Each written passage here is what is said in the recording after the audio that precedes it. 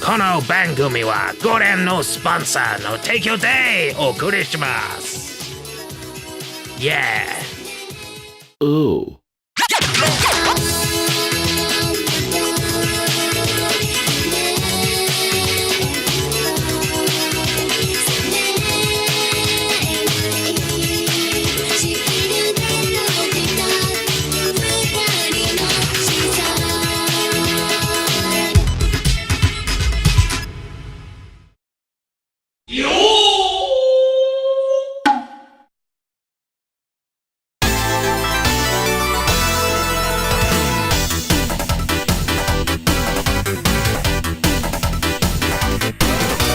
Mamorukun wa Noro Warete Shimata, or Mamorukun Curse, which is probably easier to say, is a 2008 arcade shmup from Japan.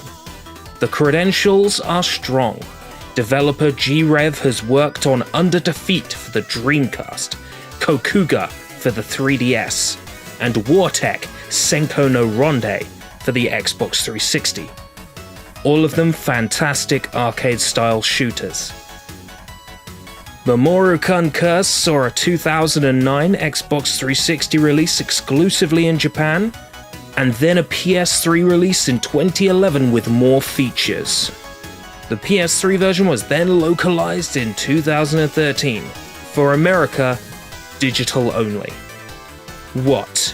After all that, and I still can't get it on PSN in Europe? Well, hell to you. I'm not one to back down from a challenge. So Mamorukun Curse tells the story of a young boy named Mamoru, struck down by a van. Silly boy, didn't you learn that playing in the road is dangerous? He wakes up in the, quote, netherworld, and is enlisted by Fululu Jigoku Dani to save the netherworld for some reason or another. In other words, the game is probably just the dying dreams of Mamoru as he hangs on to dear life, like something out of Jacob's Ladder. In all of its basic form, it's a top-down shooter but with free movement. The twin-stick functionality makes the game quite playable, though you can't shoot behind yourself.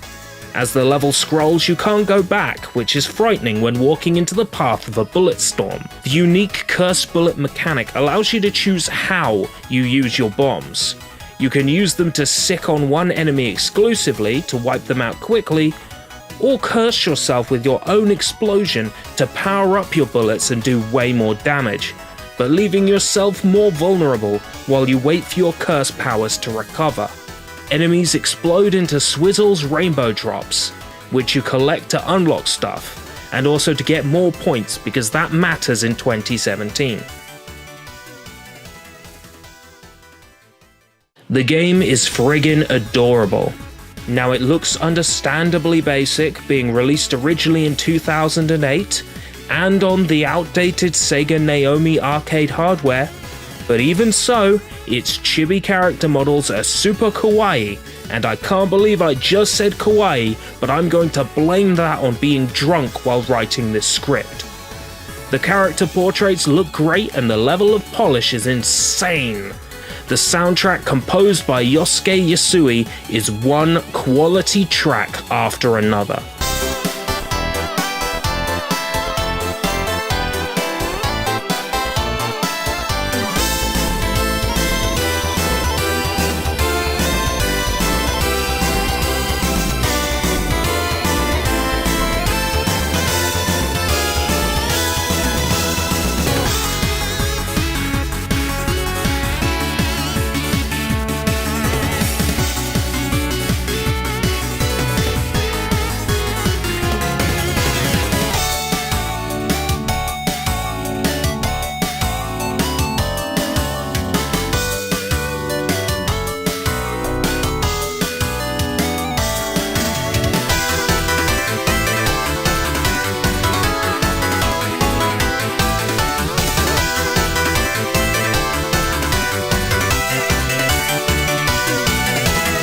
This release of the game contains a full-screen Netherworld Adventures mode, with challenge levels which look pretty stunning, an arcade-faithful conversion, and also a story mode.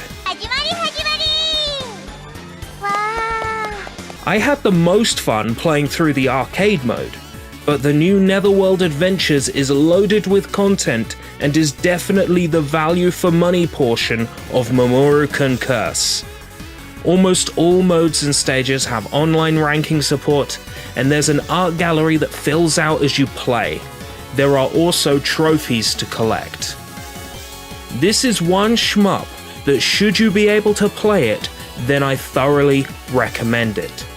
The lack of a physical USA release means tracking the game down from some less than scrupulous sources if you want to play it in Europe.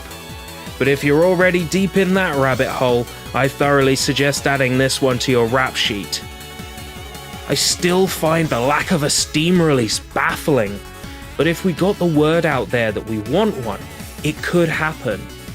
If you want to see it, I think it would be best to get in touch with Ghostlight, the masterminds who brought Way of the Samurai 3 and 4 to PC, and have a history of adapting Japanese video games. And no, this isn't just a shameless plug of Ghostlight in the hopes that they'd hire me, but let's face it, who wouldn't want to work for you guys? Just putting it out there, you glorious bastards. So that's a pretty vague overview of Mamorukun Curse. It's a quality top-down shooter reminiscent of games like Guange and Taito's wonderful Pocky and Rocky series. I would say more, but my motivation's pretty crappy at the moment. That would sure change if some more people backed me on Patreon. Cough, cough. This has been Sushi Bites. Thanks for watching.